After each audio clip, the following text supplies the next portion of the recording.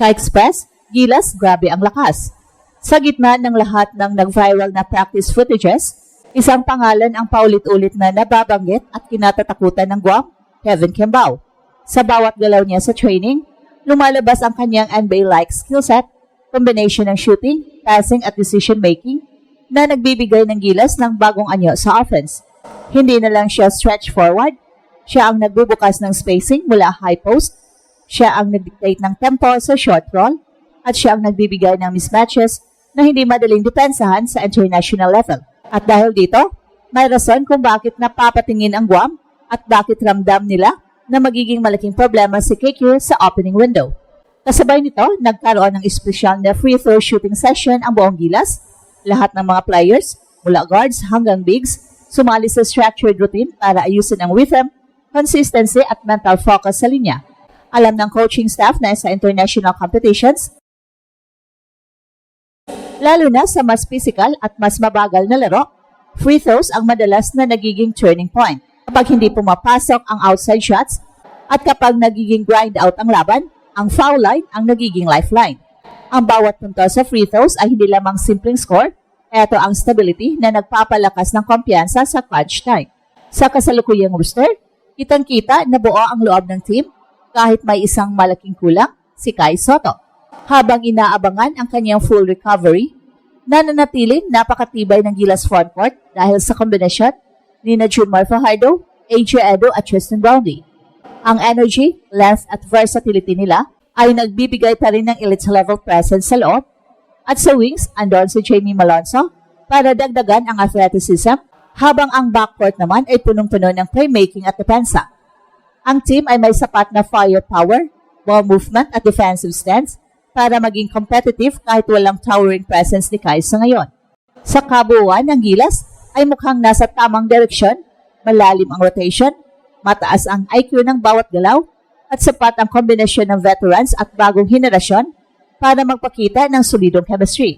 Pero higit sa lahat, ang presensya ni Kevin Kembao ang nagbibigay ng bagong identity. Siya ang game changer na pwedeng magpabago sa laro, at siya rin ang dahilan kung bakit mas napipilitang mag-adjust ang Guam kesa dati. Sa bawat practice, may lumilinaw, hindi basta malakas ang Gilas ngayon, nakakabahala ang antas ng kanilang paghahanda. Sa paglalim ng preparasyon ng Gilas, malinaw na lumulutang ang isang critical na tema. Nag-iiba ang identity ng team dahil sa presensya ni KQ. Hindi ito hype, kundi functional reality sa loob ng sistema.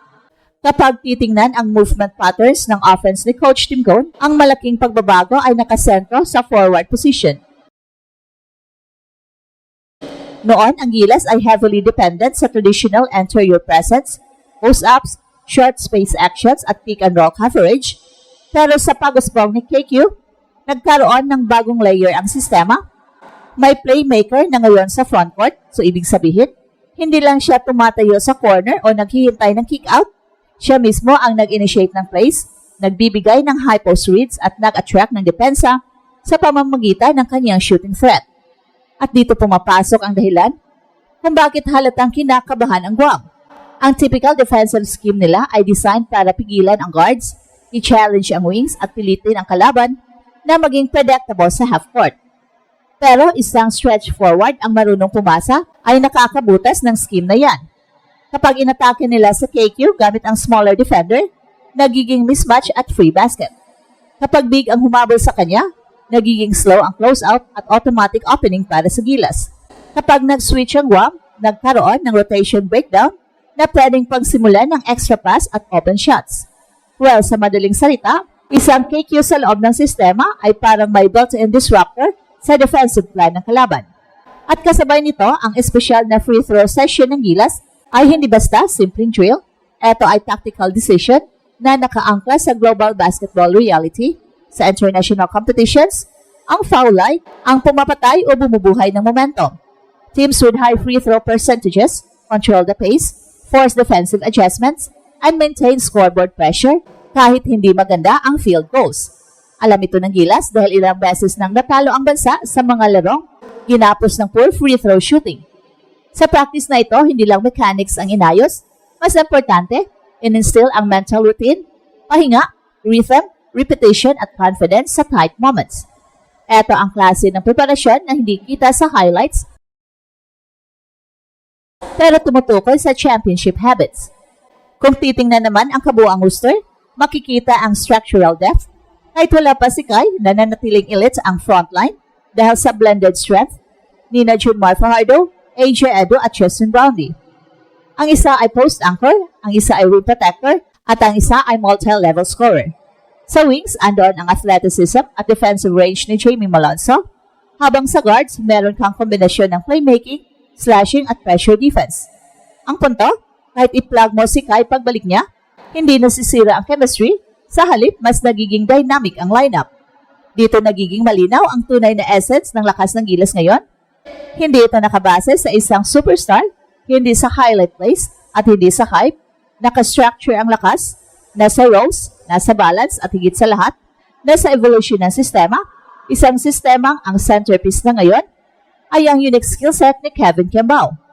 Sa bawat practice, lumilinaw na hindi lang malakas ang team, nagiging mas unpredictable sila, mas mature at mas handa kaysa dati. At kung pag-uusapan ang mas malalim na implikasyon na nangyayari ngayon sa Gilas, malinaw na ang sistema ay sumasabay sa modernong basketball trends at ang paglitaw ni KQ bilang focal point ay hindi aksidente kundi natural evolution ng team.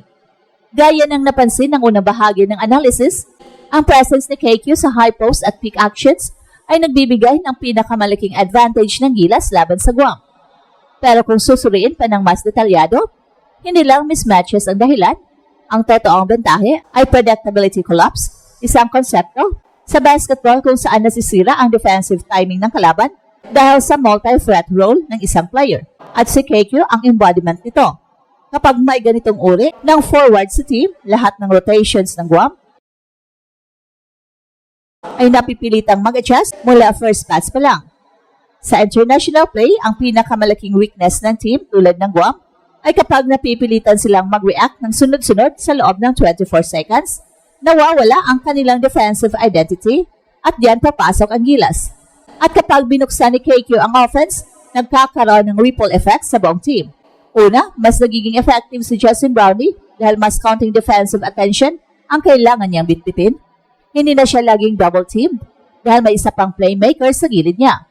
Pangalawa, umaangat ang spacing ng scorers dahil hindi basta-bastang nakakapag-help ang mga bigs ng Guam.